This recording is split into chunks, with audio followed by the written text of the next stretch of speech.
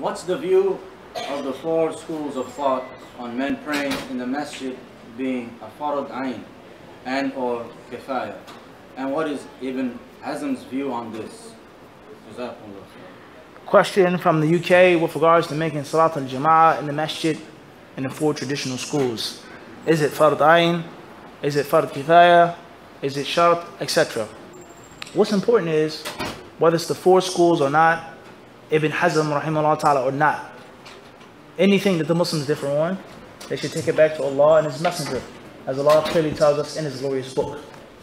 So therefore, some of the people of knowledge, they said that Salat al-Jama'ah was fard ayn, was mandatory. And some of them even held the view that it was shart min shurut al-Salah, as a condition for the Salat to be valid. And if you do not pray in the masjid with the necessary conditions, they say Salah is invalid. And some of them, they may have said fard kifaya. It's an obligation upon the body of Muslims as a whole. And it's impossible for every masjid to be void of people praying. And there's some of them who may have even said that it's recommended.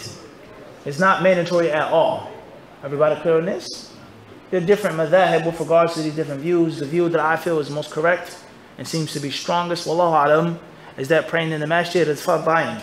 It's mandatory upon every capable, well-bodied Muslim man who lives in a relative close proximity of the masjid, in which you would normally hear the adhan through natural means, without static, without airplanes, without the airport.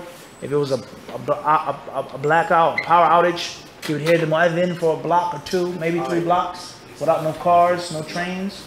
If he lives in this vicinity of the masjid, he must go to the masjid. As long as he's healthy, as long as he's a free man, he's not a slave in bondage, he's not sick, there isn't any major inclement weather outside, there isn't any major harm or danger outside, he must go to the masjid.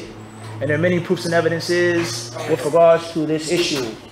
Wa alaikum assalam wa rahmatullahi. This is a summary of the issue. A summary of the issue. What's important is the dalil is strong for those who say that it's fard ayn. Wallahu alam.